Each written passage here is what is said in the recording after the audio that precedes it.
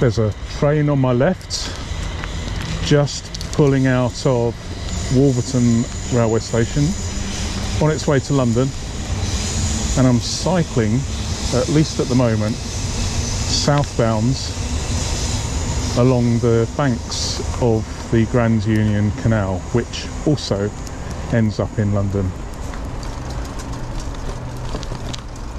Now, I want you to imagine the late 1830s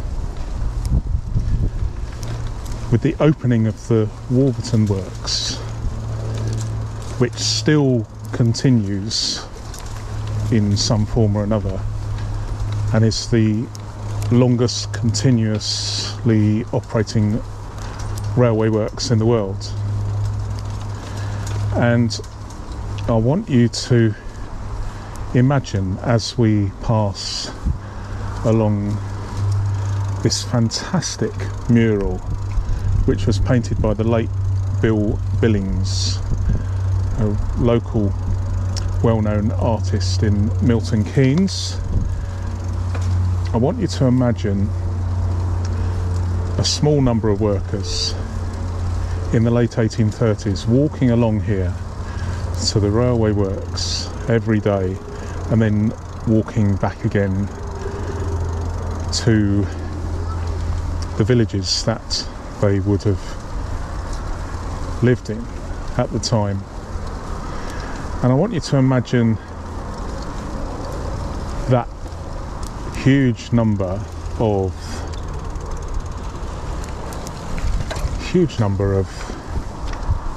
workers becoming a bit of a tidal wave,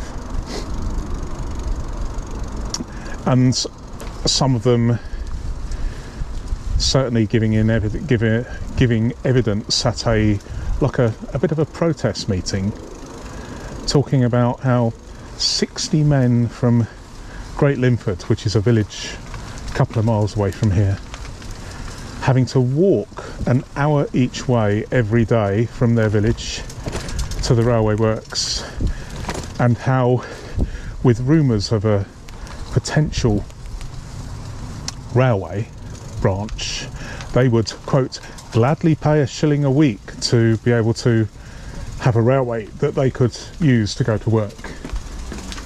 And no doubt the villagers would also want to use it to go to market in Newport Pagnell or Wolverton on market days. Lots of people would have used it. Anyway, the thing is, rumours abounded and discussions were made, meetings were held, and there was an awful lot of prevarication going on back in the day.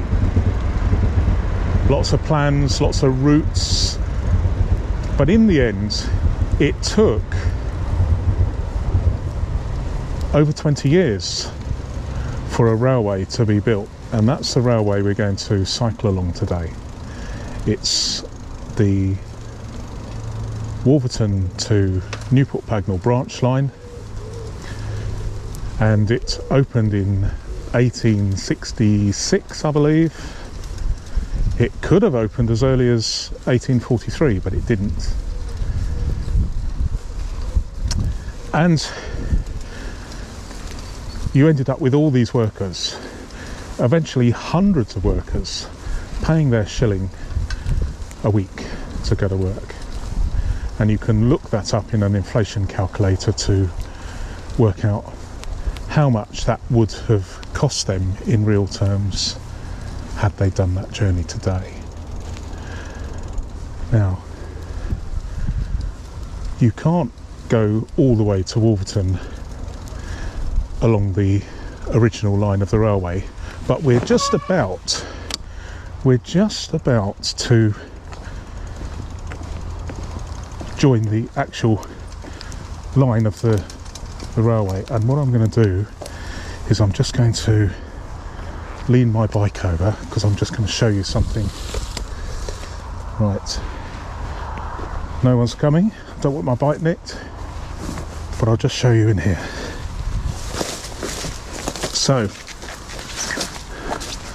It's a bit overgrown at this time of year, but this was a cutting and there is some infrastructure still here.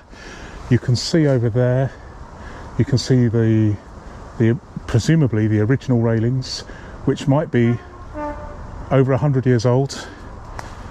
And this bit is the start of the curve to join the West Coast main line. But the actual main part of the railway starts here, and we're going to cycle along here all the way to Newport Pagnell and beyond, and we're going to have a coffee break too. So thank you for joining me. Let's do some cycling.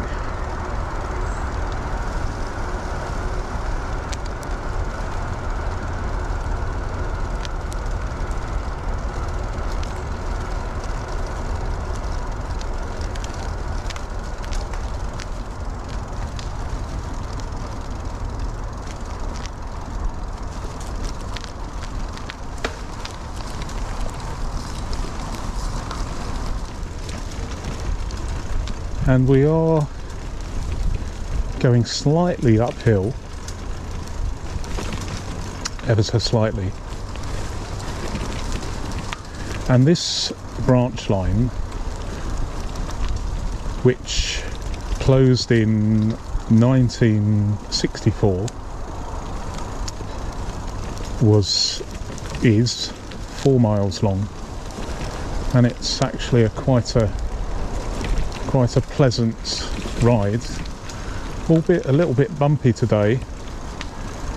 When I was a teenager, I used to cycle along here, and it was so smooth that you could roller skate all the way from Newport Pagnell to Wolverton at high speed. Not something you can do now. In fact, if you had dentures, you might be in trouble riding along here.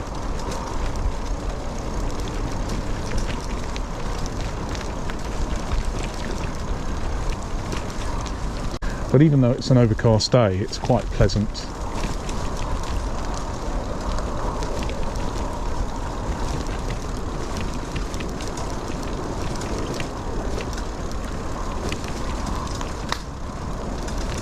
So, this railway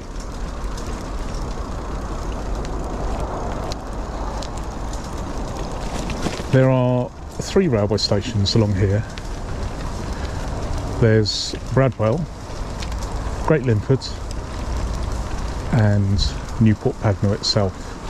In fact, I have to laugh because up until very recently,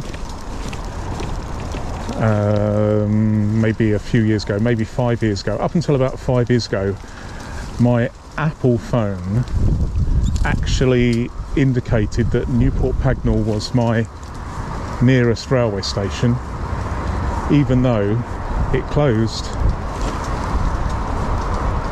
in 1964. So there we go. Well, I enjoy Apple's sentiments, but clearly it was a little inaccurate, shall we say. I'm just going to do a slight detour because we're cycling across a bridge over one of the Milton Keynes grid roads, and running parallel to us, just about 100 yards away, is the Milton Keynes Aqueduct going over the same road, which was a tremendous feat of engineering. But I remember in the 80s, the excavation of this huge cutting to put the dual carriageway in, and the canal was closed for a little while.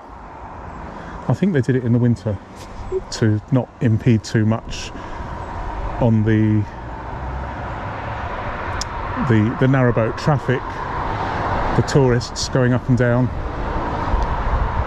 There wasn't really any commercial traffic then, which kind of ceased in, let me turn my bike round without it going into the canal.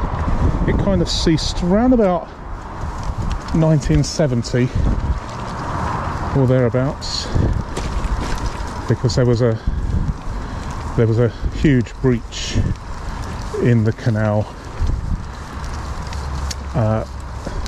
around about 1970, and it took ages, and what little traffic there was effectively ended.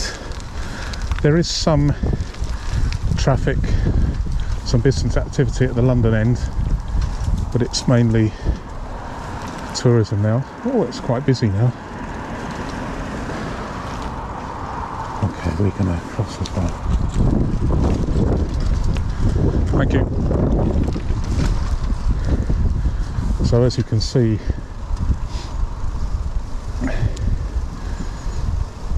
walkers, cyclists, a lot of dog walkers come down here.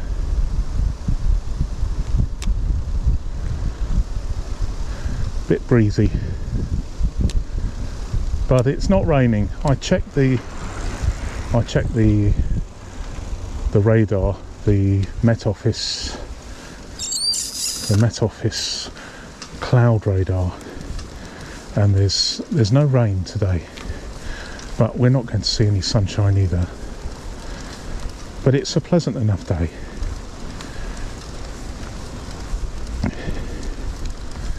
And we're going to take it nice and easy.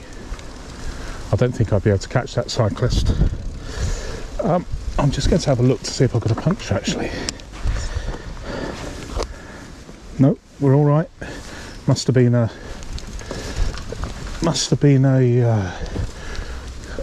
couple of twigs I rode over. It felt like a puncture.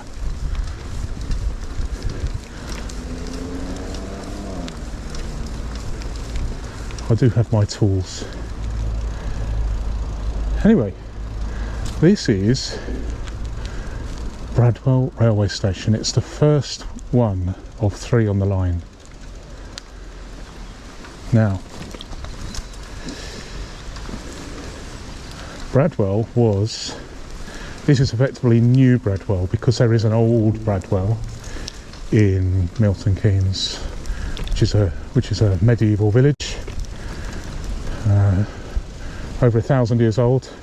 But this railway station was opened because it serviced what was effectively an overspill. New Bradwell was an overspill town to house the workers of the railway works, which is the oldest railway works in the world that has been in continuous operation, although it's not what it once was. But here we are, and the firemen used to take on water here prior to climbing up towards Great Linford station, which is maybe a mile and a half, 2 miles further on. However, if you look at the Wikipedia page for the Wolverton to Newport Pagnell Railway, and I digress here because if you haven't seen one of these already, this is a robot delivering food to someone or other. I don't know why it's stopped, but in Milton Keynes you can order food from Tesco and the Co-op, maybe others, and for the princely sum of 99p you can have your food delivered by a battery operated robot. And those robots tend to use paths, and in particular the Redway network in Milton Keynes, which is fantastic when you think about it in terms of the environmental impact What a great idea. And I'm going to order some food just to test the service out soon. I wonder whether you could have a picnic and sit yourself down here, for instance, and order some milk and sandwiches, tea bags, coffee. I am going to test that theory. I'm going to ask. But why not? Anyway, let me go back to the Bradwell railway station. So there was a problem, and then the problem was down to water, because as we know from our history books, the tradition was that wash day was a Monday. Why was it a Monday? Well, it was Monday because there wasn't much in the way of cooking going on Monday, because they tended to eat cold the leftovers of Sunday. So that worked very well, because cooking and washing were time-consuming occupations in days of old, and so you had a situation where the firemen, the crew would take on water at Bradwell, but the local women would shake their fists as they passed, because it interfered with their washing, because of the water levels or the water pressure. And so an agreement was reached between the women folk of New Bradwell, the women folk of Bradwell, New Bradwell, and the railway company. And the water was not taken on Mondays. Can you imagine that now?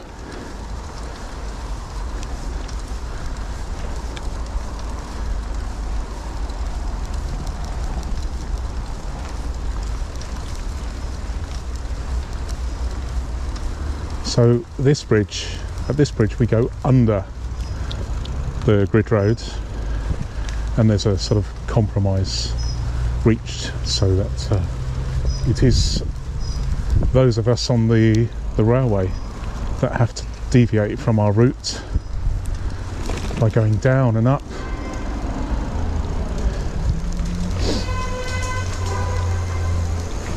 And next stop, Great Linford. Now, on our left and right here, there are two embankments, and there used to be a road here.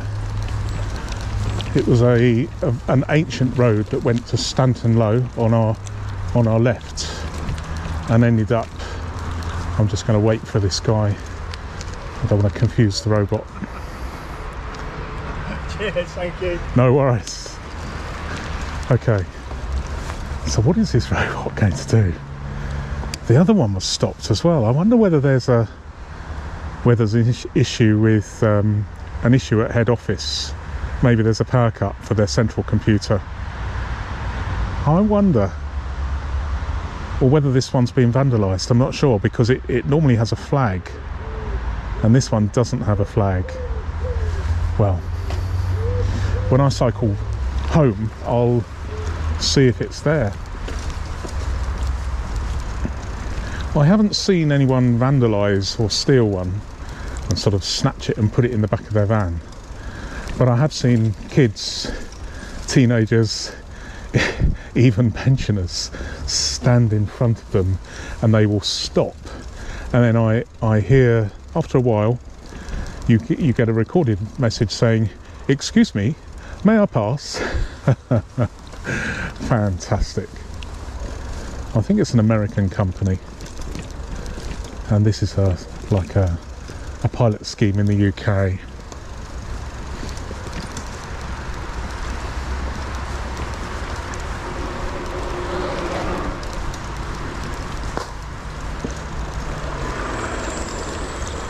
another scooter. Lots of scooters in Milton Keynes because we're one of around 30 pilot schemes in the UK at the moment. I'm recording this August Bank Holiday 2021, and here in the UK we have around about 30 pilot schemes where scooter hire firms are allowed to operate limited numbers, and they're testing the system whereby what the government want to know, I guess, is whether scooters are a safe proposition to legalise. At the moment you can own a scooter but you cannot use it other than on private land, which kind of defeats the object of a scooter, which I think they're great, although people need to be careful. They need to be careful of blind people, pensioners, people moving slowly, but then again, I think so far there's only been 2 or 3 people killed on scooters, and when you consider that I think around 17 people a day are killed as a result of driving a car, no one says cars must be banned because the death rate is too high. We just shrug our shoulders and accept it and try and be careful. So it'd be interesting to see whether we are all allowed to own our own electric scooters, albeit there's lots of private scooters being ridden. I don't have a problem with it as long as people are careful. The question is, will it be legalised?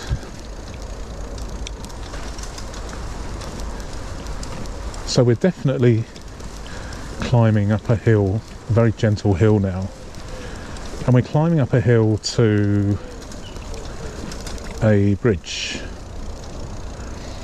a wrought iron bridge that allows the railway to cross over onto the other side of the Grand Union Canal. And it was made, I believe, by the Kennett brothers in Wales and brought over here effectively by horse and cart. Well, they'd use the railway, I'm sure, and then bring the rest excuse me, from presumably Wolverton, and it was all in pieces like Meccano, and so they riveted it together by the bank of the canal, and then slid it in place on rollers. Yeah.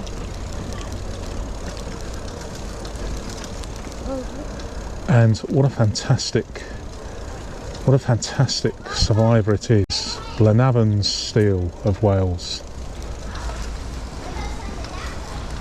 Around about 40 tonnes or 48 tonnes of steel or iron. And it's still here today.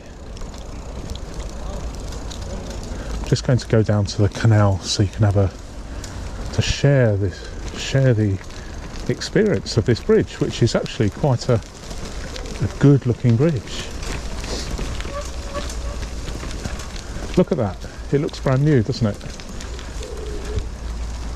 And it was erected here in, I believe, 1866, something like that.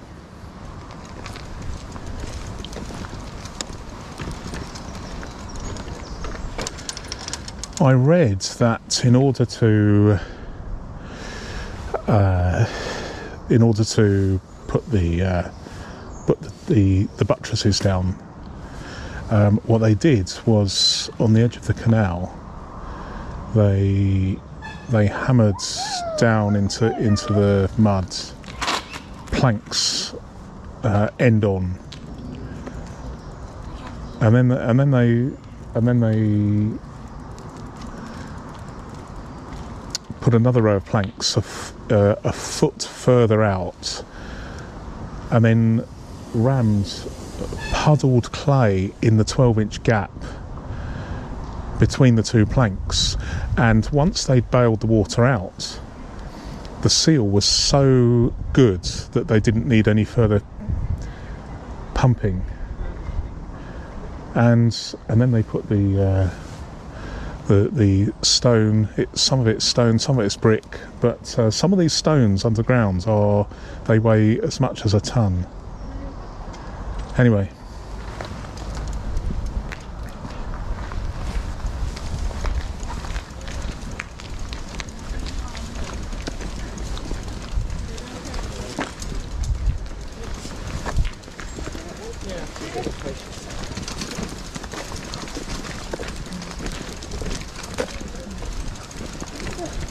so they built the bridge,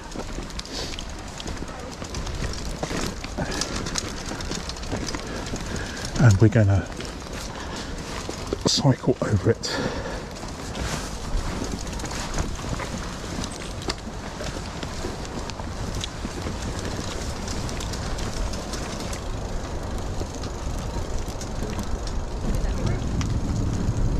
Looks brand new, doesn't it? Incredible.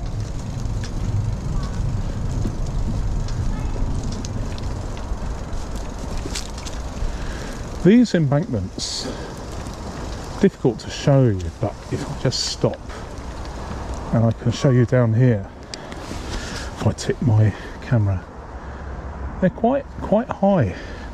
I read that 30,000 loads of soil were shifted to dig out some cuttings and create these embankments. 30,000, presumably cartloads. I'm not sure how much a cartload would be. I'm just guessing maybe a couple of ton. So possibly 60,000 tons of soil. Now, much as this railway was useful to people, there were some people that didn't want the railway to be here. Great Linford Manor, which is just to our right through the trees, the owner, the Reverend William Uthwat, no less.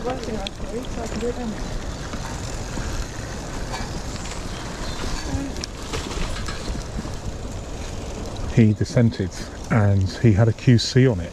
He had a QC on the case, and 12 good men and true were lined up to hear his complaint, and his complaints were varied, and they included the reduction in value of timber off his estate, but also the view from his summer house would be interrupted by the railway. Anyway, he didn't win his case, but he was compensated. So I guess you have some chance of success if you can afford to employ a QC on your case. I believe the rector of the church here, who was a wealthy man. He was also someone who wasn't happy with the railway, but a lot of other people were, because especially the working men of the railway works. There were 60 men from Great Linford, this village alone, 60 men to start with. I believe eventually this route carried 600 men, presumably on a daily basis, to the railway works. And I read, this is very interesting, it gives a flavour of what's happening.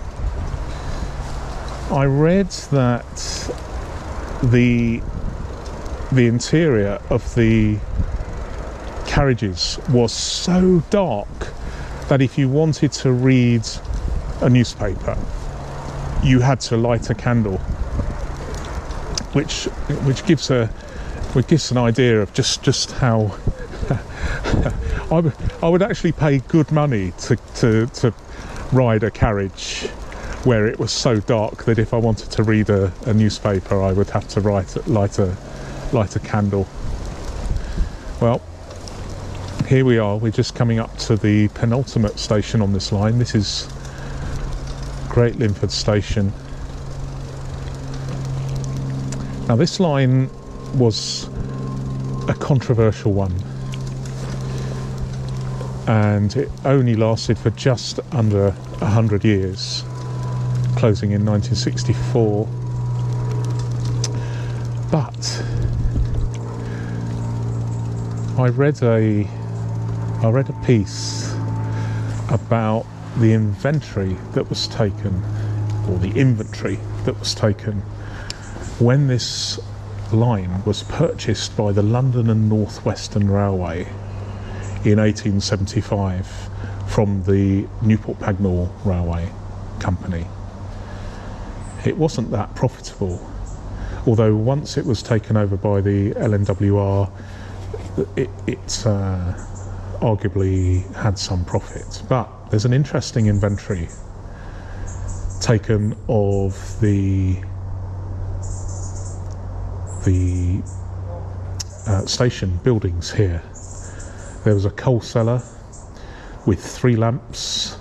In the ticket office there was a 60-hole chute. I presume that's something to do with different types of tickets.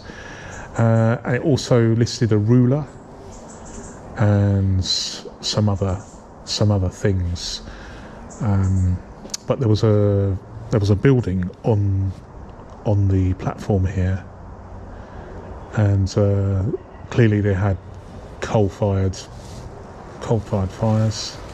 So there must have been a gents waiting room and a ladies waiting room. Maybe it was only a small one. I'll see if I can dig up a royalty-free photo to add to my video here. But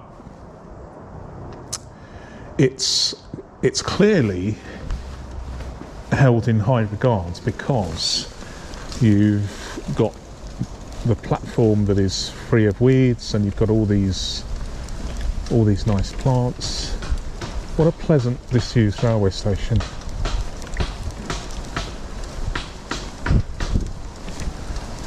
So we're going to be heading downhill,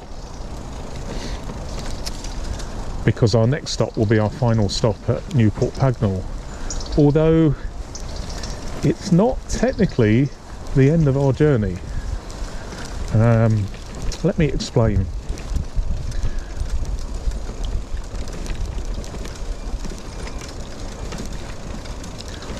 The original plan, and I won't go into too much detail because there are better people than me who are more expert at railways, but the original plan was for this rail route, this branch line, to continue on from Newport Pagnell to Olney, the county town of Olney. Not the county town of Olney, what am I talking about? The town of Olney in the county of Buckinghamshire, famous for its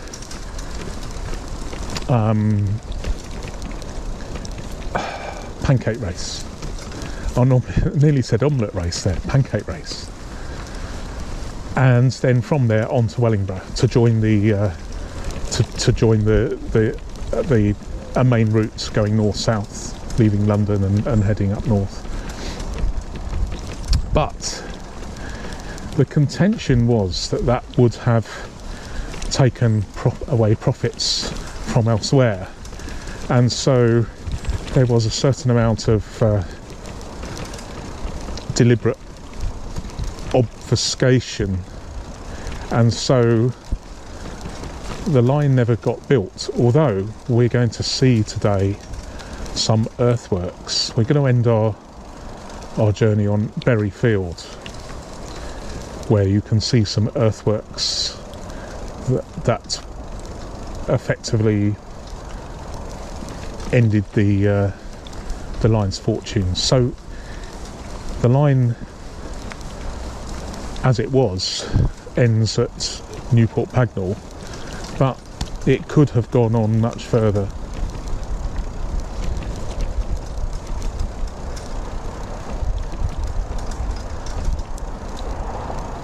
In fact, this line had quite a lot of controversy because people were asking for a line from virtually the moment, well, very shortly after the railway works at Wolverton were established, because those works would have provided a lot of work for people who had hitherto been perhaps agricultural workers. And when the line did open for them, it actually took 20 years, over 20 years of toing and froing, arguing and procrastination before the line was built. There was originally the plan to take this line across to Bedford, but in the end, from what I gather, George Stephenson, he preferred the route to go from Fenny Stratford, and that line still exists. The only part of the Oxford to Cambridge varsity line that does still exist, but it still exists. But notwithstanding the fact that this didn't become a sort of greater line, it was, from what I gather, held in high regard. And in fact, when it closed in 1964, there was a public inquiry held. Alas, it became a victim of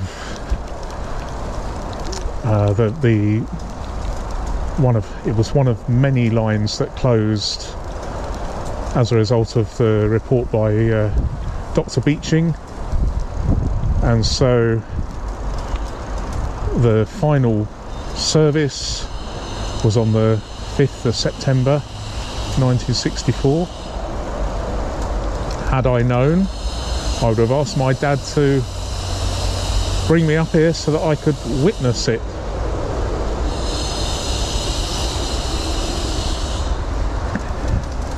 In fact, I know one of the conductors on this line. He's a little bit older than me, so he would have been a conductor as a young man, and he described to me an interesting method of operation. We've just gone under the M1, by the way, which was built in this stretch anyway, I believe in 1859.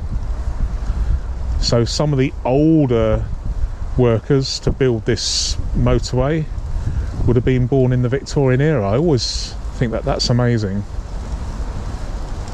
But yeah, some Victorians would have been older railway workers in their 60s.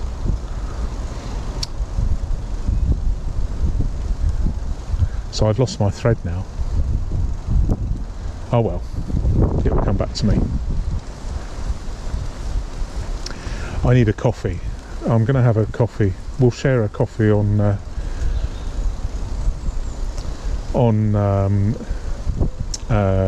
Bury Field, which has a history all of its own right that goes back over 1,000 years. But I'll share some of that with you as well.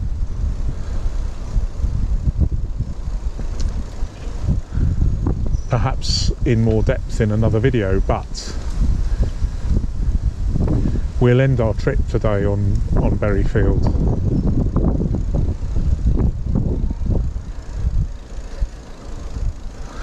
the site of what would have been the continuation of this line to Olney, had there not been so much deliberate or otherwise obfuscation. Interestingly, there used to be a canal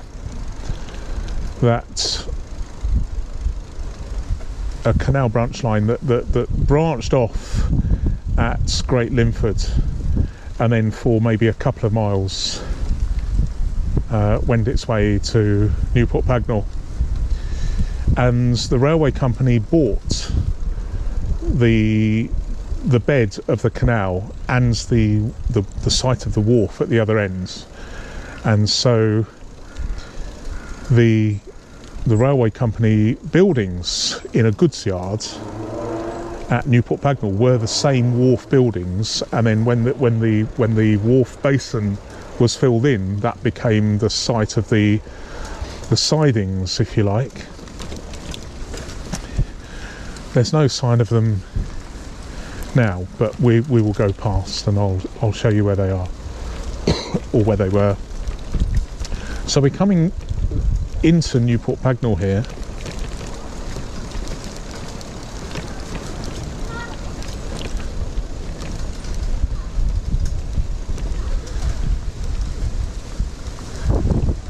And I'm surprised that it hasn't been busier actually, but maybe the weather has kept people away. Lots of well-kept allotments on our left, which is nice to see.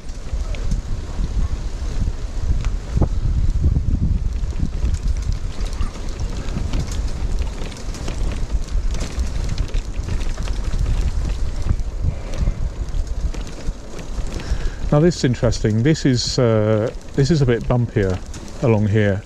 Now when I was a teenager, the main part up to the M1 motorway was sort of fairly smooth, and although it's bumpy, the underlying foundations are so well bed down that it's still fairly smooth. But this is a later addition, and this is all that remains. Let me just digress here. This is all that remains to show or to indicate that a railway was here. So this was the signal, and the railway station. There's no sign of it now. There was when I was a teenager. The platform still existed. I'm not sure when the buildings were knocked down, but probably soon after. I think the track itself, I think there was some goods traffic for 2 or 3 years after the closure of the public service. But on our right here is the site of the railway platform and buildings, so completely gone, which is a shame. So what we're going to do now is we're just going to go through town very briefly, and then we will rejoin the proposed route. But this is the terminus, and the railway would have continued on our left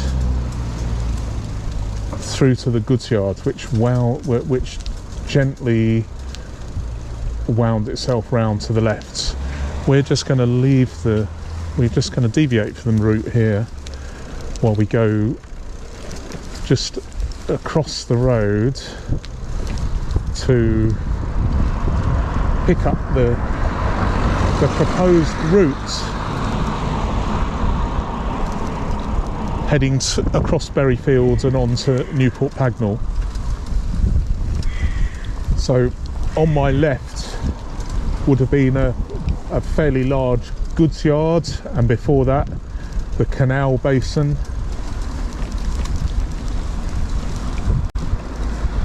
And we're going to go around to our left. It's a bit windy here, but hopefully you can still hear me. It's only when you come back into civilization you realise it's just so noisy.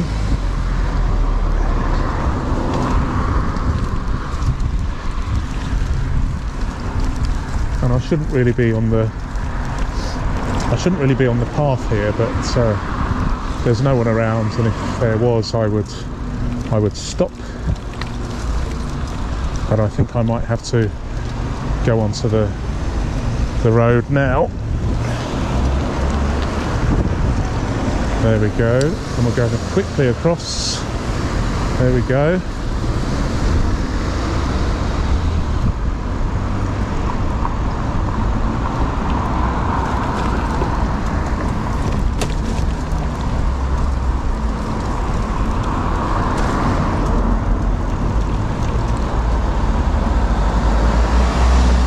So, interestingly, just where I am here, they did actually build, presumably at great expense, a bridge across Newport Pagnell High Street here. And once the money ran out, I guess, the bridge was dismantled and used to build other projects around here. But yes, the bridge was. I'll see if I can find a photo of the bridge to show you people. It's very smoky here. I wonder who's burning rubbish or having a barbecue. Incredibly smoky.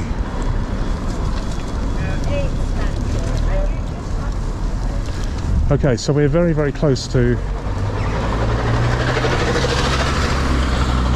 Berry Fields, which is over 1,000 years old. It's a common field,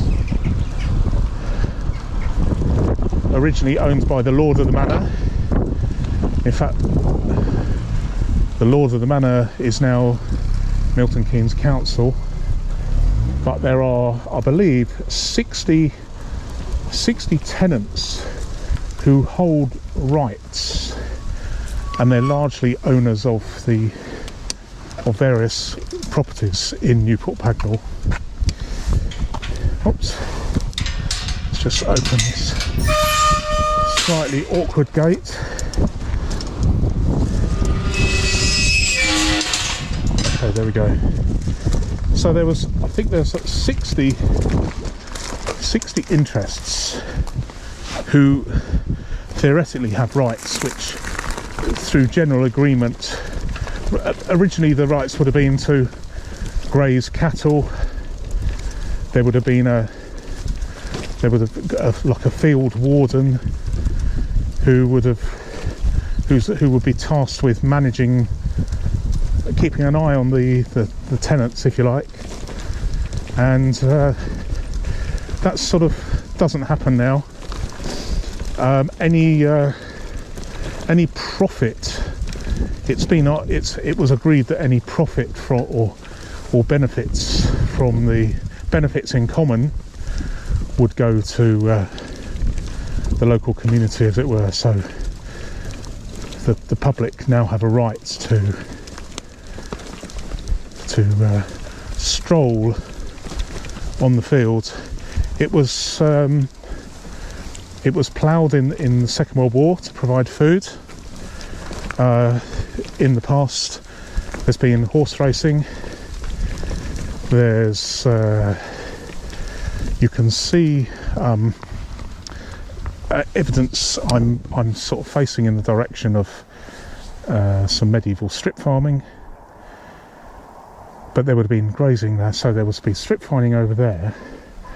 There would be grazing over there, and then just over there is the cutting, the railway cutting, which is where we're heading, and then we're going to have a coffee. But there's a plague pit here, not sure exactly where, it's not marked. but it was hello, but it was they buried their dead during the plague here, and somewhere around here, although maybe not on Bury Field, but you never know, there is the grave, the unmarked grave of Oliver Cromwell's son. There was a garrison here during the Civil War. Newport Pagnell was an important garrison town, and you can still see on Google Earth, you can still see the shape of the defences of the garrison town, and it's all rather interesting. Anyway, we're kind of coming to the end. Can you see the track up ahead? And it just sort of goes over a ridge. Well, that ridge is actually the ramp to a bridge which never got built. And so on the right, where the trees are, in between the two trees, that is part of the cutting for the proposed continuation to at least Olney. I believe there are further cuttings further on to Olney, but here we are. So let me put it in my lowest gear so I can get up to here, and then I think we're going to end here. Okay.